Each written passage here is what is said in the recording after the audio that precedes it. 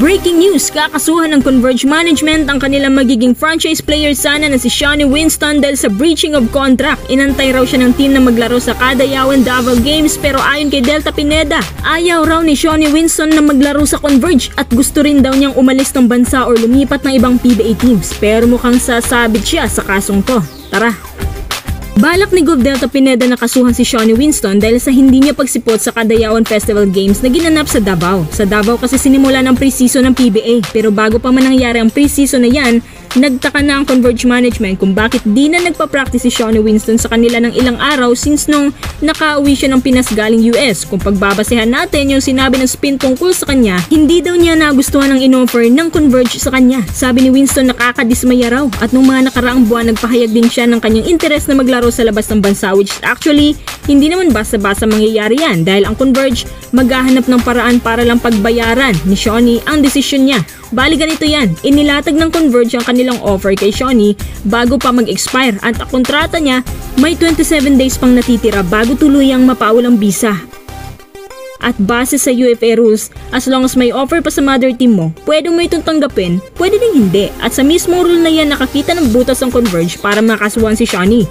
Ayon kay Delta Pineda, dinulog nila sa mga abogado ang tungkol dito. At ayon sa kampo niya, na pwede daw makasuhan si Shawnee ng breaching of contract. Eto si Shawnee naman kasi, sana nilaro na lang niya ang remaining games niya kasi 27 days pa naman. Kahit konti na lang panahon na natitira sa kanya. Pero ang kontrata ay kontrata pa rin.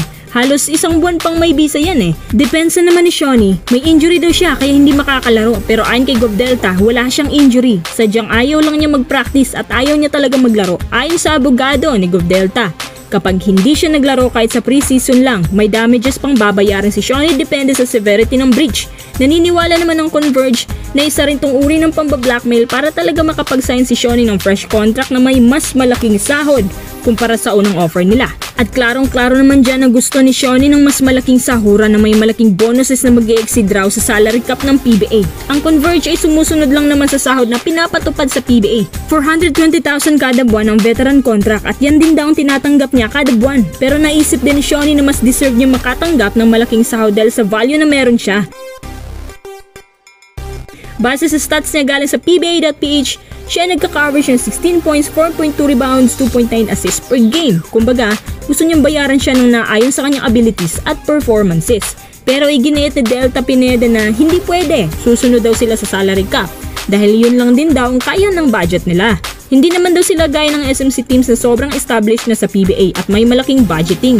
Pero kung titimbangin mo ang sinabi ni Shawnee, hindi lang naman siyang may ganitong offer. Si Alex Tacton, Justin Baltasar, Justin Arana, may parehong sahod sa kanya kahit may malalaking ambag din sila sa team. Pero hindi naman sila nagde-demand ng malaki. Sa huli, sinabi na lang ni Gov Delta, kung ayaw ni Shawnee, mag-move on na lang daw sila na wala siya. Pero ang suggest ko lang kay Shawnee, laruin niya ang remaining games niya kung ayaw niyang mabulilyaso ang kanyang mga plano. Alam naman natin yan si Shawnee, it's either mapupunta sa mga SMC teams or sa TNT. Ano pa bang bago? Kasi sa SMC, kaya nilang bayaran ka ng up to 800,000 kada buwan. Depende pa sa performances mo at ganun sila mag-alaga ng mga player. Ang dapat na lang hintayin ng mga takers niya ay ang remaining games na dapat niyang laruin kasi kapag nakasuhan ng Converge si Shawnee, diak mahihirapan siyang makalipat ng ibang team or makalaro sa ibang bansa gaya ni Mikey Williams. Kung tungkol sa pera, ito na naman bang pag-uusapan natin? Problema ng PBA sa salary cap, problema ng PBA sa pagkikip ng mga players dahil hindi patas ang pasahuran ng lahat ng PBA teams. At isa lang si Shawnee Winston sa mga naging kwento ng problemang to.